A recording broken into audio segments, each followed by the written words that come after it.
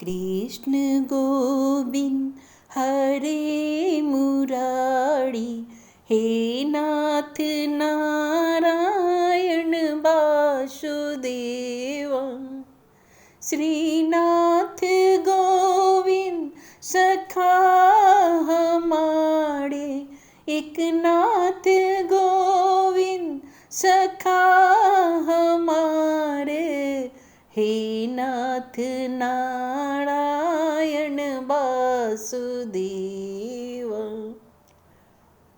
अथ शब्दशो अध्याय। भगवान का प्रकट होकर अदिति को वर देना। श्री सुखदेव जी कहते हैं, हे परीक्षित, अपने पतिदेव महर्षि कश्यप जी का उपदेश मान करके अदिति ने बड़ी सावधानी से 12 दिन तक इस व्रत का अनुष्ठान किया। बुद्धि को सारथी बनाकर मन की लगाम से उसने इंद्रिय रूप दुष्ट घोड़े को अपने बस में कर लिया और एक निष्ठ बुद्धि से वह पुरुषोत्तम भगवान का चिंतन करती रही। उसने एकाग्र बुद्धि से अपने मन को सर्वात्मा भगवान वासुदेव में पूर्ण रूप से लगाकर पयोव्रत का अनुष्ठान किया। तब पुरुषोत्तम भगवान उसके सामने प्रकट हुए। हे परीक्षित, वे पीताम्बर धारण किए हुए थे, 4 भुजाएं थी और शंख चक्र गदा लिए हुए थे। अपने नेत्रों के सामने भगवान को सहसा प्रकट हुए देख अदिति सादर उठ खड़ी हुई और फिर प्रेम से बिहल होकर उसने पृथ्वी पर लौटकर उन्हें दंडवत प्रणाम किया। फिर उठकर हाथ जोड़कर भगवान की स्तुति करने की चेष्टा की, परंतु नेत्रों में आनंद के आंसू उमड़ आए, उससे बोला न गया। सारा शरीर पुलकित हो रहा था। दर्शन के आनंदोल्लास से उसके अंगों में कंप होने लगा था। वह चुपचाप खड़ी रही। परीक्षित, देवी अदिति अपने प्रेमपूर्ण नेत्रों से लक्ष्मीपति विश्वपति यज्ञेश्वर भगवान को इस प्रकार देख रही थी मानो वह उन्हें पी ही जाएगी। फिर बड़े प्रेम से गदगद वाणी से धीरे धीरे उसने भगवान की स्तुति की। अदिति ने कहा, आप यज्ञ के स्वामी हैं और स्वयं यज्ञ भी आप ही हैं। हे अच्युत, आपके चरण कमलों का आश्रय लेकर लोग बहुत सागर से तर जाते हैं। आपके यश कीर्तन का श्रवण भी संसार से तारने वाला है। आपके नामों के श्रवण मात्र से ही कल्याण हो जाता है। हे आदि पुरुष, जो आपकी शरण में आ जाता है उसकी सारी विपत्तियों का नाश आप खुद ही कर देते हैं।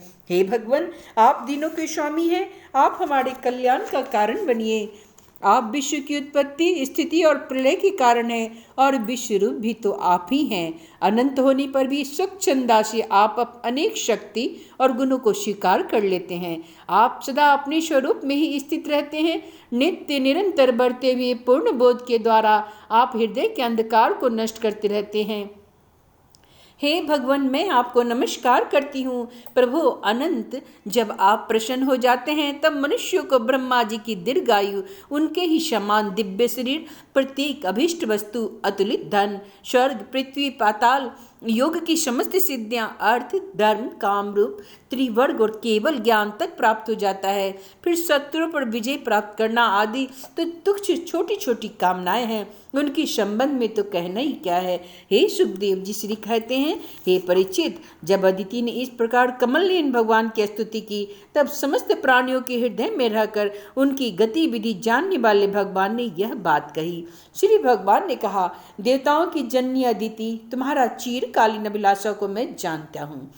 शत्रु ने तुम्हारे पुत्रों को संपत्ति छीन ली है, उन्हें उनके लोक से खदेड़ दिया है। तुम चाहती हो कि युद्ध में तुम्हारे पुत्र उन मतवाले और बलि असुरों को जीतकर विजय लक्ष्मी को प्राप्त करें और तब तुम उनके साथ भगवान की उपासना करो। तुम्हारी इच्छा यह भी है कि तुम्हारे इंद्र आदि पुत्र सब शत्रुओं को मार डाले, तब तुम उनकी रोती हुई दुखी स्त्रियों को अपनी आंखों से देख सको। हे अदिति, तुम चाहती हो कि तुम्हारे पुत्र धन और शक्ति से सम्मिलित हो जाए, उनकी कीर्ति और ऐश्वर्य उन्हें फिर से प्राप्त हो जाए तथा वे स्वर पर अधिकार जमाकर पूर्ववत विहार करे। परंतु देवी, वे असुर सेनापति इस समय जीते नहीं जा सकते, ऐसा मेरा निश्चय है, क्योंकि ईश्वर और ब्राह्मण इस समय उनके अनुकूल है। इस समय उनके साथ यदि लड़ाई छेड़ी जाएगी तो उससे सुख मिलने की आशा भी नहीं है। फिर भी देवी, तुम्हारे इस व्रत के अनुष्ठान से मैं बहुत प्रसन्न हूँ, इसलिए मुझे इस संबंध में कुछ न कुछ उपाय तो सोचना ही पड़ेगा, क्योंकि मेरी आराधना व्यर्थ नहीं होनी चाहिए। उससे श्रद्धा के अनुसार फल अवश्य मिलता है। तुमने अपने पुत्रों की रक्षा के लिए ही विधि पूर्वक व्रत से मेरी पूजा एवं स्तुति की है, अतः मैं अंश रूप से कश्यप के तेज में प्रवेश करूंगा और तुम्हारा पुत्र बनकर तुम्हारी संतान की रक्षा करूंगा। कल्याणी, तुम अपने पति कश्यप से मुझे इसी रूप में स्थित देखोगी और निष्पाप प्रजापति की तुम सेवा करती रहो। देखो, किसी के पूछने पर भी यह बात दूसरे को मत बतलाना। देवताओं का रहस्य जितना गुप्त रहता है, यह उतना ही सफल होता है। श्री सुखदेव जी कहते हैं, इतना कहकर भगवान वही अंतर ध्यान हो गए। उस समय यदिति यह जानकर कि स्वयं भगवान मेरे गर्भ से जन्म लेंगे, अपनी कृत्यता का अनुभव करने लगी। भला यह कितनी दुर्लभ बात है। वह बड़े प्रेम से अपने पति की सेवा करने लगी। कश्यप जी थे तो सत्यदर्शी, उनके नेत्रों से कोई बात छिपी नहीं रहती थी। अपने समाधि योग से उन्होंने जान लिया कि भगवान का अंश मेरे अंदर प्रविष्ट हुआ है। जैसे वायु काठ में अग्नि को आधान करती है, वैसे ही कश्यप जी ने समाहित चित्त से अपनी तपस्या के द्वारा चेर संचित तेज का अदिति में आधान किया। जब ब्रह्मा जी को यह बात मालूम हुई कि अदिति के गर्भ में स्वयं अविनाशी भगवान आए हैं, तब वे भगवान के रहस्यमय नामों से उनकी स्तुति करने लगे। ब्रह्मा जी ने कहा, समग्र कीर्ति के आश्रय भगवान आपकी जय हो। अनंत शक्तियों का निष्ठान आपके चरणों में नमस्कार है। ब्रह्मन देव त्रिगुणों के नियामक, आपके चरणों में मेरा बारंबार प्रणाम है। प्रसिन के पुत्र रूप में उत्पन्न होने वाले, वेदों के समस्त ज्ञान को अपने अंदर रखने वाले प्रभु, वास्तव में आप ही सबके विधाता है। आपको मैं बार बार नमस्कार करता हूँ। ये तीनों लोक आपकी नाभि में स्थित है। तीनों लोकों से पर वैकुंठ में आप ही निवास करते हैं। जीवों के अंतःकरण में आप सर्वदा विराजमान हैं। ऐसे सर्वव्यापक विष्णु को मैं नमस्कार करती हूँ। प्रभु, आप ही संसार के आदि, अंत और इसलिए मध्य भी हैं। इसी कारण है कि द्वैत और अनंत शक्ति पुरुष के रूप में आपका वर्णन करते हैं।